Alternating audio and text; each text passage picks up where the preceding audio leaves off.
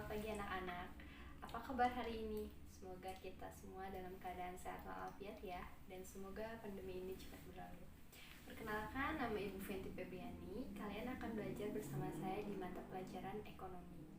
Sebelum memulai pembelajaran, silakan kalian terlebih dahulu untuk mengisi presensi ya di Google Form. Materi yang akan Ibu bahas di pertemuan kali ini ialah mengenai ketenaga kerjaan. Sebelum memulai pembelajaran, alangkah baiknya kita berdoa terlebih dahulu ya. Berdoa menurut kepercayaannya masing-masing. Berdoa dipersilakan.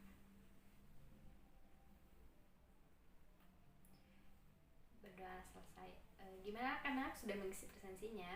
Kita langsung mulai saja ya. Disimak baik-baik apa yang akan saya jelaskan di pertemuan kali ini ya. Sebelum memulai pembelajaran, terlebih dahulu Ibu akan menyampaikan tujuan pembelajaran di pertemuan kali ini. Melalui pembelajaran jarak jauh, peserta didik diharapkan dapat mengetahui pengertian tenaga kerja, angkatan kerja, dan kesempatan kerja. Peserta didik pun diharapkan dapat mengetahui jenis-jenis tenaga kerja, masalah ketenaga kerjaan, serta upaya meningkatkan kualitas tenaga kerja. Ketenaga kerjaan ini akan sangat erat kaitannya dengan kalian.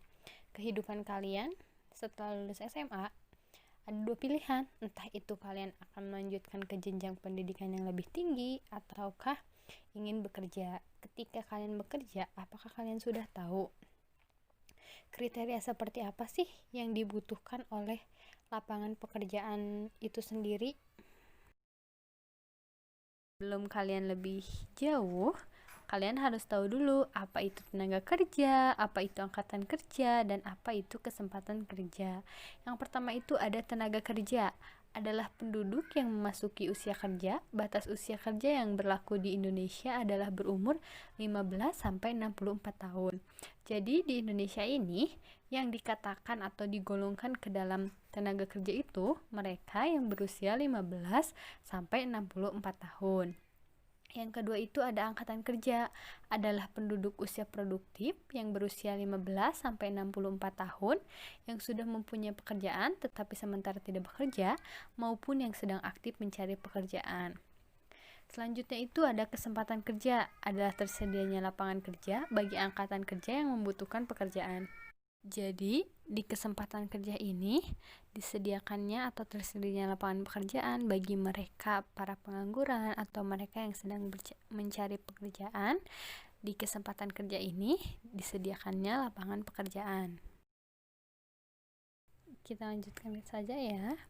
Yang selanjutnya itu ada angkatan kerja.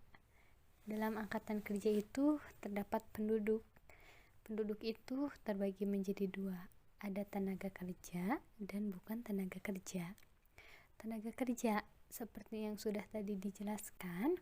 Pertama, tenaga kerja itu adalah penduduk yang memasuki usia kerja. Batas usia kerja yang berlaku di Indonesia adalah berumur 15-64 tahun. Dalam tenaga kerja ini ada dua poin nih, ada angkatan kerja dan bukan angkatan kerja. Yang pertama ada angkatan kerja. Angkatan kerja itu adalah usia produktif yang berusia 15-64 tahun yang sudah mempunyai pekerjaan tetapi sementara tidak bekerja maupun yang sedang aktif mencari pekerjaan. Contohnya seperti pekerja dan pengangguran. Yang kedua itu ada bukan angkatan kerja. Yang seperti apa sih bukan angkatan kerja itu? Contohnya ada pelajar dan ada ibu rumah tangga. Karena pada hakikatnya kalian tahu sendiri bahwa kalian seorang pelajar itu tuntutannya hanya untuk mencari ilmu. Selanjutnya itu ada bukan tenaga kerja. Bukan tenaga kerja itu yang seperti apa sih? Yang dikatakan bukan tenaga kerja adalah mereka yang berusia kurang dari 15 tahun. Selanjutnya itu ada jenis-jenis tenaga kerja. Jenis tenaga kerja itu ada 3. Ada tenaga kerja terdidik, ada tenaga kerja terlatih, dan ada tenaga kerja tidak terdidik. Yang pertama, ada tenaga kerja terdidik. Yang seperti apa sih tenaga kerja terdidik itu? Tenaga kerja terdidik ialah seseorang yang membutuhkan pendidikan terlebih dahulu sebelum dapat melakukan pekerjaannya. Contohnya seperti guru, dokter, dan lain sebagainya. Yang kedua, ada tenaga kerja terlatih. Seperti apa sih tenaga kerja terlatih itu? Tenaga kerja terlatih itu seseorang yang tidak membutuhkan pendidikan tetapi membutuhkan pelatihan khusus. Contohnya seperti tukang pijat, tukang jahit, dan supir. Yang selanjutnya, ada tenaga kerja tidak terdidik. Yang seperti apa sih tenaga kerja tidak terdidik itu? Tenaga kerja tidak terdidik itu seseorang yang tidak membutuhkan pendidikan serta tidak membutuhkan pelatihan khusus, tetapi mereka mempunyai kemampuan tersendiri. Contohnya seperti tukang sapu, kuli bangunan, dan kuli panggul. Seperti itu. Sampai sini bisa dimengerti ya.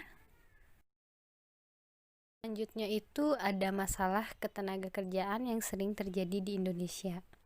Yang pertama itu ada banyaknya pengangguran, yang kedua lapangan pekerjaan yang rendah, dan yang ketiga itu ada kualitas tenaga kerja.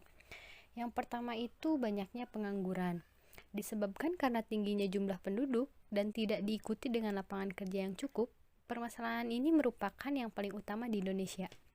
Begitu juga dengan rendahnya kualitas tenaga kerja dan pertumbuhan ekonomi yang menjadi faktor utama dalam timbulnya masalah ini. Yang kedua itu ada lapangan kerja yang rendah, timbul akibat jumlah angkatan kerja yang produktif tidak sebanding dengan jumlah lapangan kerja yang disediakan. Hal ini menjadi salah satu pemicu masalah pengangguran. Yang ketiga itu ada kualitas tenaga kerja yang rendah. Tingkat pendidikan yang rendah, baik formal maupun non-formal, kemampuan ekonomi masyarakat Indonesia tergolong rendah, menyebabkan ketidakmampuan untuk meraih pendidikan yang lebih tinggi. Ada upaya meningkatkan kualitas tenaga kerja. Ada beberapa upaya yang dilakukan pemerintah untuk meningkatkan kualitas tenaga kerja itu sendiri.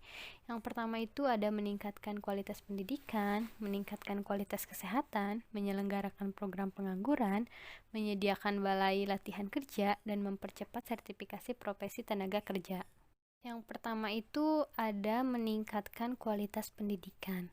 Pendidikan yang diberikan pemerintah kepada masyarakat bertujuan untuk meningkatkan pengetahuan dan keterampilan. Kualitas pendidikan yang baik dapat menghasilkan tenaga kerja yang lebih berkualitas.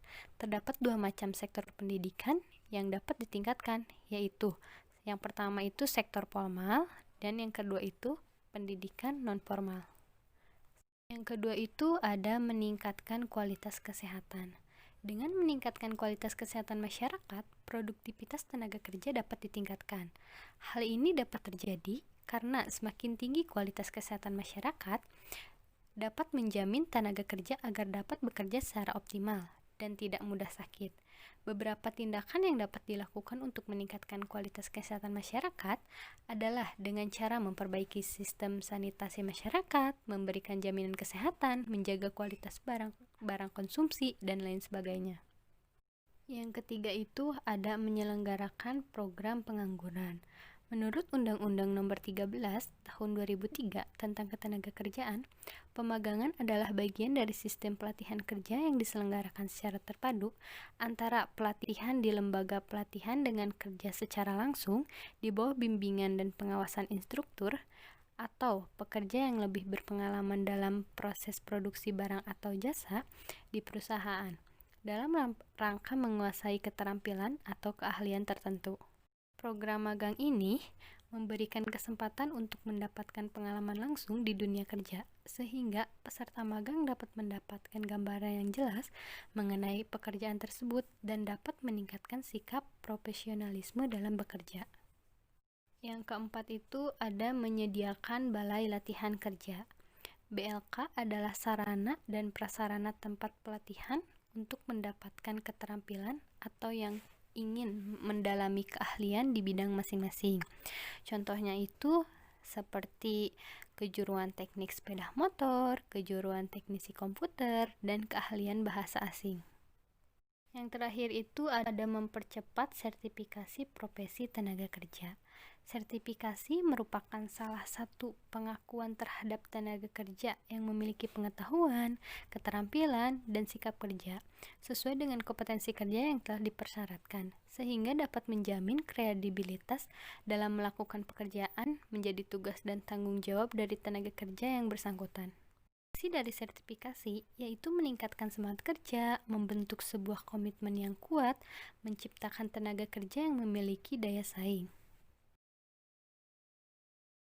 Materi dari Ibu mungkin dicukupkan sekian. Silakan kalian untuk membentuk kelompok belajar untuk mencari tahu lebih banyak lagi tentang materi ketenagakerjaan ini.